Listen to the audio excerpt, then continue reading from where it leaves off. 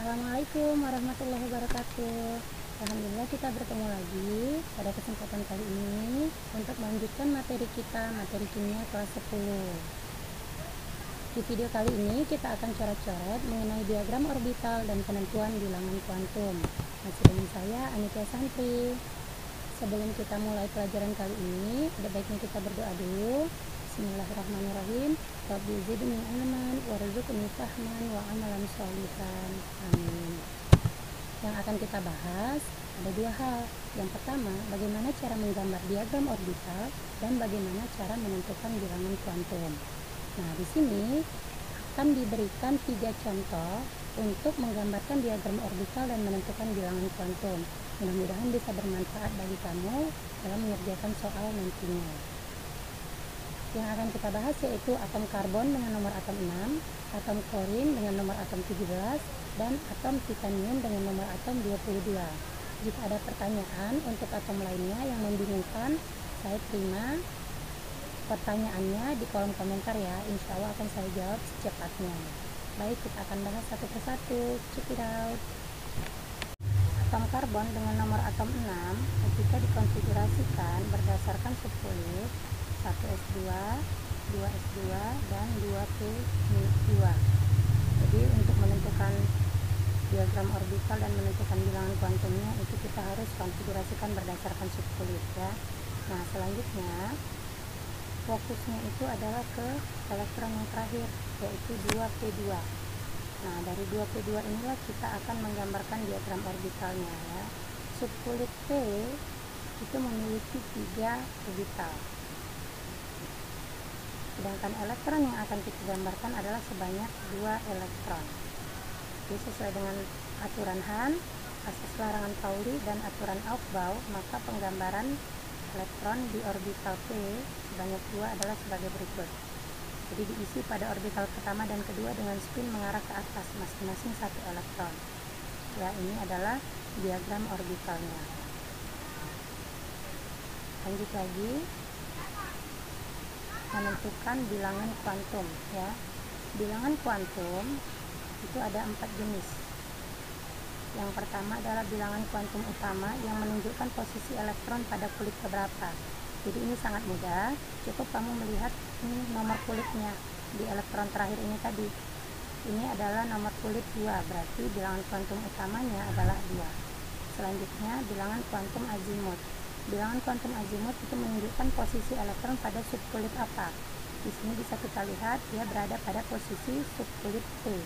Nah, subkulit P itu nilai L-nya adalah 1. Ya, kembali lagi diingatkan bahwa hubungan antara subkulit dengan bilangan kuantum azimut itu adalah ya, ada 4 subkulit S, P, D, dan F. Subkulit S bilangan kuantum azimutnya 0, subkulit P 1, subkulit D 2, dan subkulit F 3. Jadi ini sudah mutlak, tidak bisa lagi ada pilihan lain. Sudah pasti kalau subkulit S nilai L-nya adalah 0, subkulit P nilai L-nya 1, dan seterusnya ya. Jadi ini subkulit P maka nilai L sama dengan 1. Selanjutnya yang ketiga adalah bilangan kuantum magnetik. Bilangan kuantum magnetik ini menunjukkan posisi elektron terakhir berada pada orbital yang mana.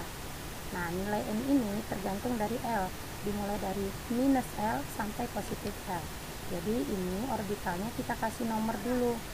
Mulai dari minus L, L-nya adalah 1, berarti minus 1. Orbital yang ini adalah orbital 0, ini adalah positif 1. Jadi dia minus 1, 0, positif 1 ya. Nah, elektron terakhir ini berada pada orbital kedua. Ini tadi elektron terakhir, dia berada pada orbital kedua. Orbital kedua ini adalah orbital 0, sehingga nilai N-nya adalah 0. Terakhir, bilangan kuantum spin. Bilangan kuantum spin itu cukup kamu melihat arah spin elektron yang terakhir. Kalau ke atas nilainya itu positif setengah, kalau ke bawah negatif setengah. Jadi ini tadi orbital yang berisi elektron terakhir adalah orbital kedua, elektron terakhirnya mengarah ke atas, maka nilai S-nya adalah positif setengah. Nah, dari konfigurasi elektron ini, jika disuruh menggambarkan diagram orbital, maka inilah yang kamu gambarkan. Jika disuruh tentukan bilangan kuantum, maka ini adalah bilangan kuantum. Nah, bagaimana ketika soal atau pertanyaannya adalah mengenai jumlah orbital dan jumlah pasangan elektron? Ketika ditanyakan ada berapa orbital pada atom karbon, ya, konfigurasi elektron atom karbon. Nah, ini 1s2, ingat tadi untuk subkulit S jumlah orbitalnya 1, ada satu kotak, ya. Berarti di sini ada satu kotak berisi 2 elektron. Ini dia, 2, ya, mengarah ke bawah. Lanjut lagi 2s2, subkulit S juga ada hanya satu orbital berisi 2 elektron. Ini dia 2 elektron. Ini 2p2, ini dia orbitalnya, ada 3 orbital, tapi yang berisi elektron hanya 2 orbital. Nah, untuk kasus ini ketika pertanyaannya adalah ada berapa jumlah orbital, maka jumlah orbital, ingat orbital itu bisa kita ibaratkan dengan kamar, ya. Maka jumlah kamarnya ada 1, 2, 3, 4, 5. Jadi ada 5, ya, jumlah orbital itu sebanyak 5. Ketika ditanya ada berapa jumlah orbital, kosong berarti sama sekali tidak berisi elektron, ya. Ini berisi sepasang, ini sepasang, orbital yang ini 1 elektron, ini 1 elektron, ini dia orbital kosongnya. Berarti jumlah orbital kosong ada 1. Nah, selanjutnya ada berapa jumlah orbital penuh? Orbital penuh itu artinya dia berisi sepasang elektron. Ini dia orbital penuh, 1, 2. Sedangkan yang ini kan tidak penuh. Jadi ada 2 orbital penuh. Nah, yang terakhir ada berapa jumlah orbital setengah penuh? Orbital setengah penuh. Setengah penuh itu berarti dia berisi 1 elektron atau elektron jomblo, elektron tunggal. Ini dia. Ada 2 orbitalnya yang berisi elektron tunggal, ya, orbital setengah penuh. Jumlah orbital ada 5, hitung semua kamar, baik yang berisi elektron ataupun tidak berisi elektron. Kalau orbital kosong itu orbital yang benar-benar tidak berisi elektron sama sekali. Ini dia ada 1.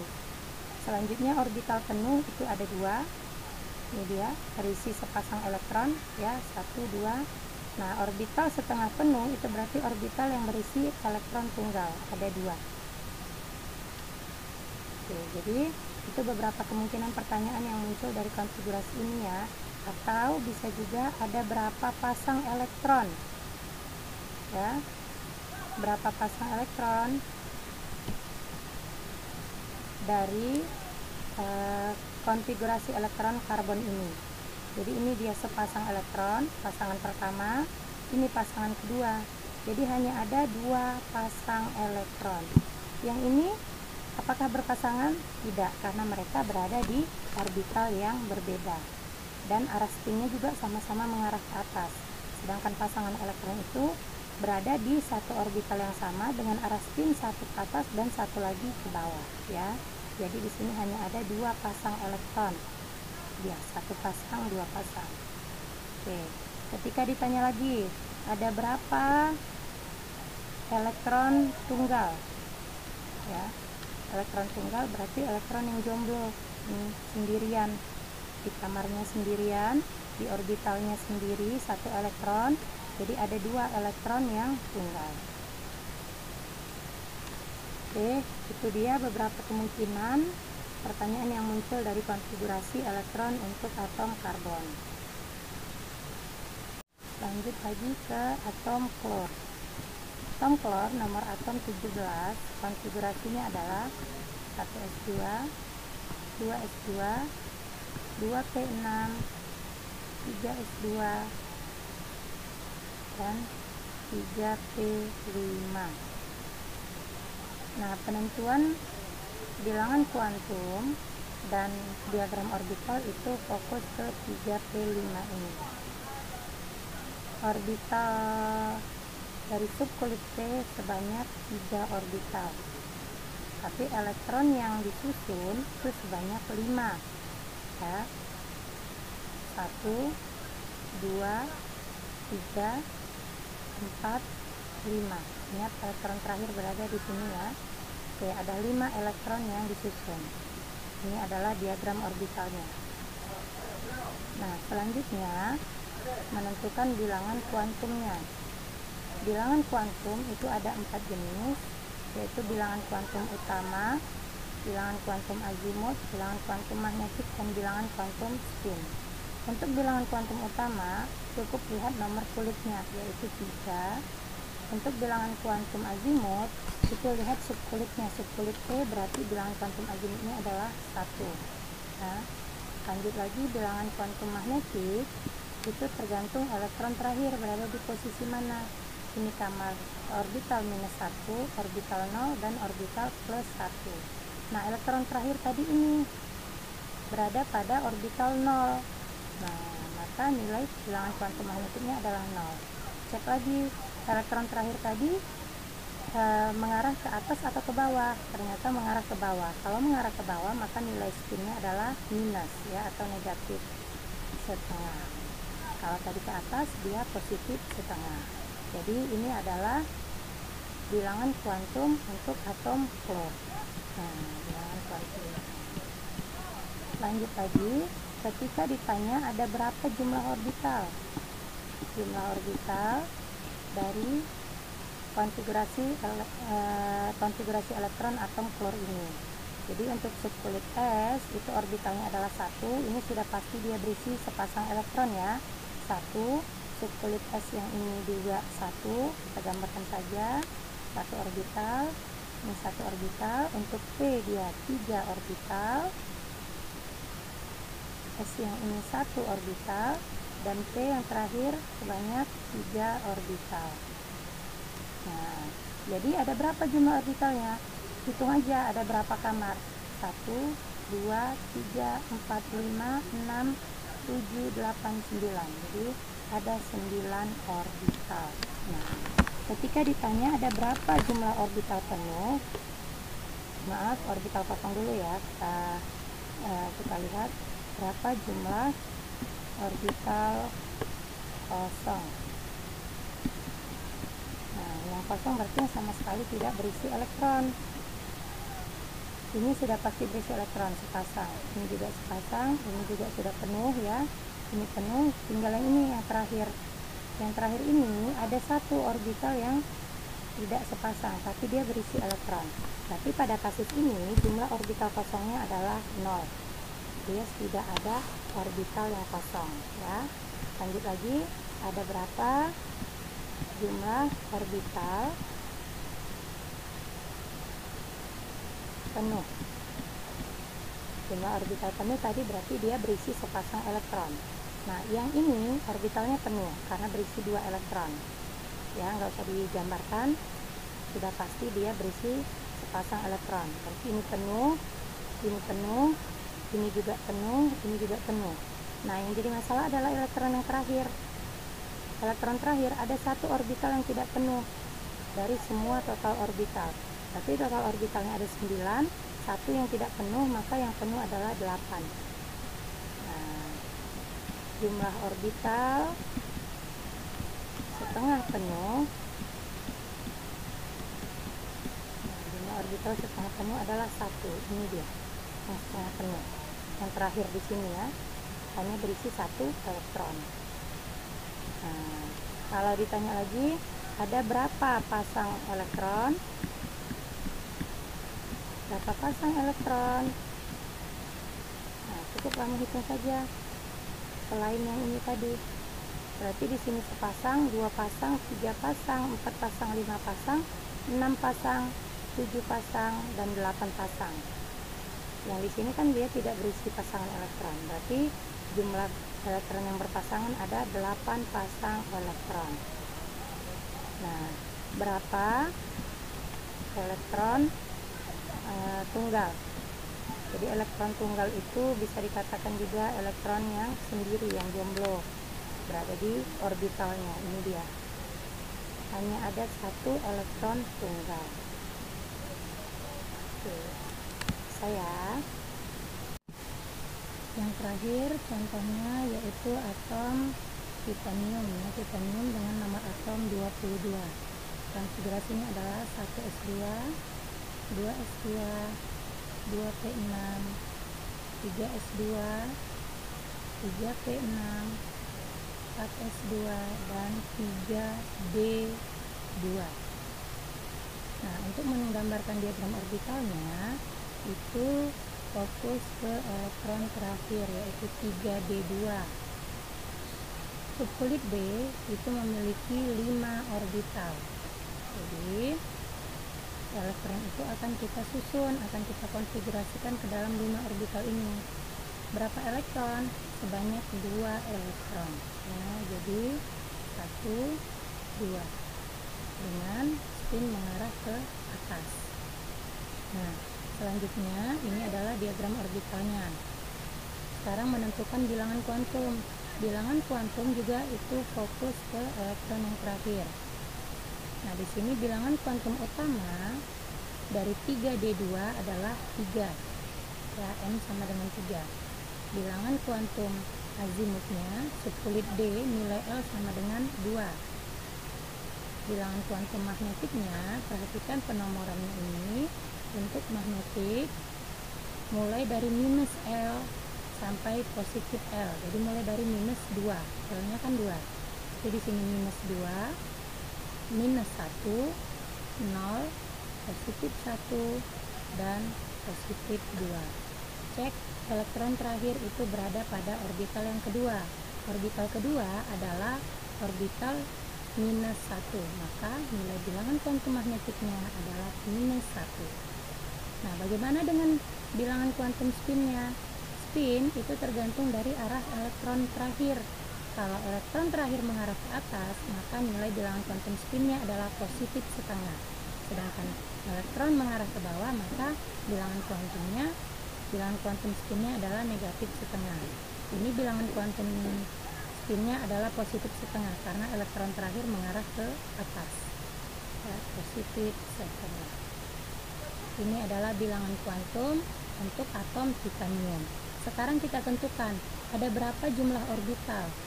Ya, ada berapa jumlah orbital pada atom titanium ini. Ini satu orbital ya, subkulit S satu orbital jadi 1, 2, ini 3 orbital, 2 tambah 3 5, tambah 1 lagi 6, tambah 3 orbital lagi subkulit P ya, jadi 9, lanjut lagi tambah 1 jadi 10 orbital, tambah D itu 5 orbital, jadi total ada 15 orbital. Saya ini 1, yang P3, S yang ini 1, P yang ini 3, ini 1, dan D adalah 5 orbital. Jadi totalnya itu 15 orbital. Nah, jumlah orbital kosong ada berapa? Kalau ditanya jumlah orbital kosong, kalian hanya perlu fokus pada yang terakhir karena sudah pasti orbital sebelumnya itu sudah terisi elektron. Jadi yang terakhir adalah 3d2. Nah, 3d2 ini cek aja ada berapa yang kosong di sini yang sama sekali tidak terisi elektron. Ada 3 orbital. Jadi ada 3 orbital yang kosong. Berikutnya ada berapa jumlah orbital yang penuh? Jumlah orbital penuh itu berarti orbital yang berisi sepasang elektron yang spinnya mengarah ke atas dan ke bawah dalam satu orbital. Ini sudah pasti orbital penuh ya, berisi sepasang elektron. Jadi orbital yang penuh jumlahnya 1, 2, tambah 3, 5, tambah 1, 6, tambah 3, 9, ini 3 orbital ya, 9 tambah 1 orbital 10. 10 orbital penuh. Sedangkan untuk orbital yang ada di subkulit D itu tidak ada yang terisi penuh. Berarti total orbital penuh ada 10. Nah, bagaimana dengan jumlah orbital setengah penuh? Orbital setengah penuh berarti orbital yang berisi hanya 1 elektron. Nah, ini tadi kan sudah berisi sepasang elektron sampai kemari, orbital penuh. Nah, sekarang fokus ke yang belum kita hitung tadi. Apakah dia kosong atau setengah penuh? Ini dia yang 5 orbital. Ternyata 3 kosong, dan 2 orbital itu setengah penuh, dia berisi 1 elektron. Jadi yang setengah penuh itu ada 2 orbital. Lanjut lagi, ketika ditanya ada berapa pasang elektron, jumlah pasangan elektron itu sesuai dengan jumlah orbital yang terisi penuh. Jadi ada 10 orbital yang penuh, berarti elektron juga ada 10 pasang ya.